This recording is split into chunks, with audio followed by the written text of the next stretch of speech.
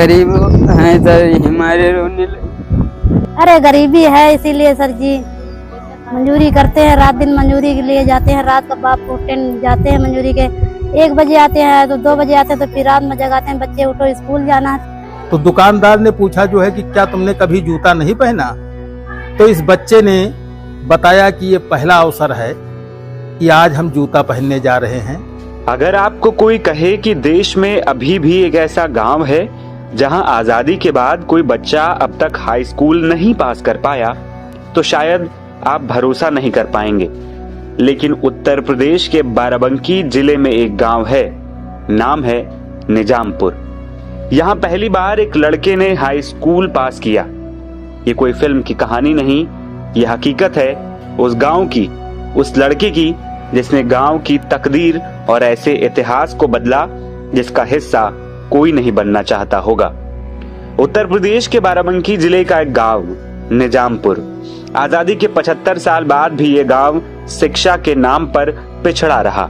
यहाँ के बच्चे स्कूल तो जाते थे, लेकिन कभी कोई हाई स्कूल पास नहीं कर सका। लेकिन अब इतिहास बदला है।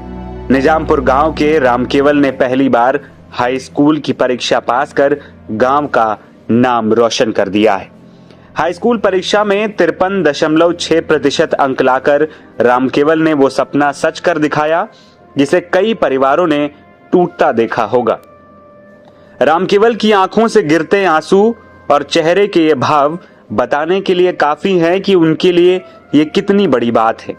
अपनी कामयाबी पर रामकेवल कहते हैं कि लोग मजाक उड़ाते थे कि ये हाई स्कूल पास नहीं कर पाएगा, लेकिन मैंने खुद से वादा किया था कि एक दिन सबको गलत साबित कर दूंगा।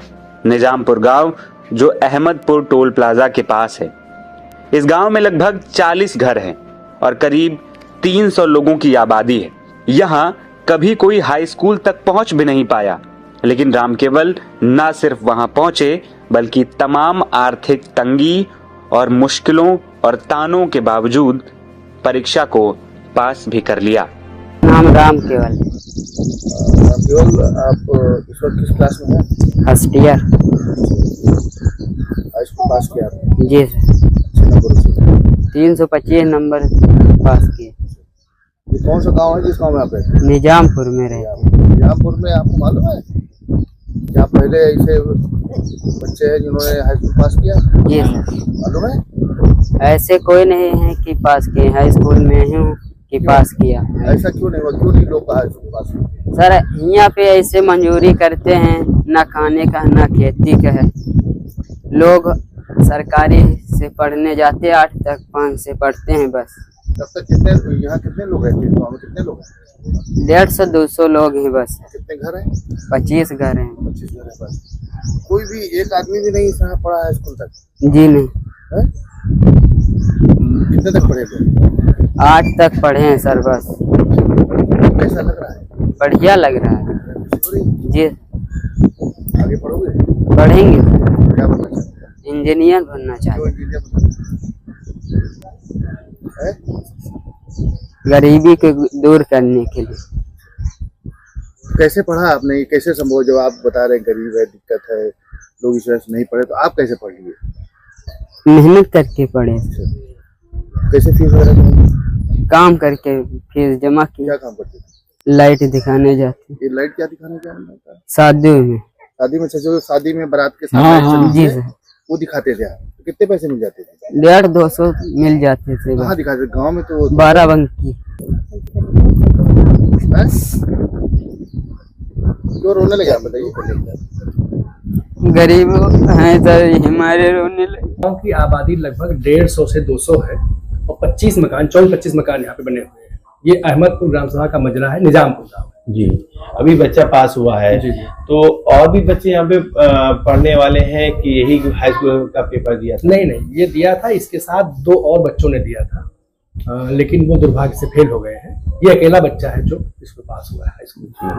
तो किस तरह से इसका भौगोलिक इसका है दिनचर्या किस तरह से रहता है? क्योंकि आप बहुत करीब हैं, गद्दी आपके पास में, किस तरह से ये काम करता है? हाँ, ये जो है बहुत ईमानदार बच्चा है, अपनी पढ़ाई के प्रति बहुत सिंसियर है, लेकिन चूंकि गरीबी बहुत है इसके यहाँ, मजदूरी करके ही सब लोग इसका अपने परिवार का पेट पालते हैं। इसकी माँ जो है वो हमारे यहाँ भोजन माता है, पुष्पा देवी।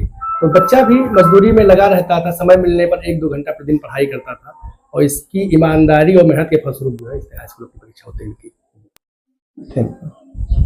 ये रही कि जब इस बच्चे को जो है प्रधानाचार्य महोदय ने जो है यूनिफॉर्म की व्यवस्था के लिए जो है कहा कि जो है चूंकि ये बुलाया गया है मुख्यालय पर तो इसको व्यवस्था किया जाए, तो दुकान पर जब गया तो इसके नाप का कोई जूता मिल ही नहीं रहा था।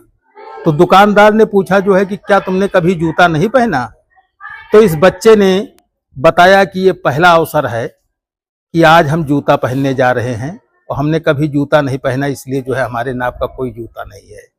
इसके पैर की उंगलियां फैल गई थी जो है जूता न पहनने की वजह से। रामकेवल दिन में बारातों में लाइट ढूंढने से लेकर मजदूरी तक किया करते थे। हर दिन 250 से 300 रुपए कमाते थे ताकि घर का खर्च चल सके। पिता जगदीश मजदूर हैं और मां पुष्पा गांव के स्कूल में रसोइया। अपनी बेटे की कामयाबी पर वो कहती हैं कि मैं सिर्फ 5वीं पास हूं, लेकिन अपने बेटे को पढ़ाना चाहती हूँ। पुष्पा जी, आपका बेटा जो हाई स्कूल पास कर गया है निजामपुर में, अभी तक आजादी से लेकर आज तक कोई नहीं निकला सर जी, कोई पास ही नहीं हुआ सर जी। और सब अच्छा 4, 5, 6, 7, 8 तक में रह गए, बस यही रह गए सर जी।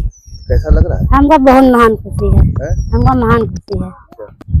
जब से सुनिए आप कि मेरा बच्चा हाई स्कूल हाँ पास सर कर जी, गया और तो मतलब कैसा लगा आपको? हमका बहुत दिल, हमारा बहुत खुश है अच्छा सर जी, हमारा बहुत दिल। और बच्चे भी आपके पढ़ रहे हैं? हाँ सर जी। अभी बच्चा आपका बोलते बोलते बता हम इंजीनियर बनेंगे, बोलते बोलते भावुक हो गया। हाँ सर जी। क्यों, आखिर क्या वजह रही? अरे गरीबी है इसीलिए सर जी, मजदूरी करते हैं, रात दिन मजदूरी के लिए जाते हैं। रात का बाप उठते जाते हैं मजदूरी के, 1 बजे आते हैं तो 2 बजे आते हैं, तो फिर रात में जगाते हैं, बच्चे उठो स्कूल जाना है तुमका, क्योंकि मम्मी अभी ना उठाएंगे तो हम बेटा उठो स्कूल जाओ। तो मजदूरी करके आए, मगर वो जो आंसू थे वो तो खुशी के थे ना कि हाई स्कूल पास कर गया, जो कोई नहीं कर सका पूरे गांव में। खुशी के आंसू है, वो काम वो किसने किया? हाँ सर जी। तो आपको भी खुशी हो रही है? हमको बहुत खुशी है सर जी। बेटे को और आगे पढ़ाइएगा? पढ़ाएंगे सर जी। अच्छा, और बच्चे जो आपके उनको भी पढ़ाइएगा? सबको पढ़ाएंगे। सरकार से कुछ कहना चाहेंगे? सरकार से सर जी निवेदन है, हाथ जोड़ के निवेदन है कि हमारे बच्चे जितना है उतना पढ़े, बहुत है। अब उनके किस गरीबी में क्या बताए, हम गरीब तो आइए हैं सर जी।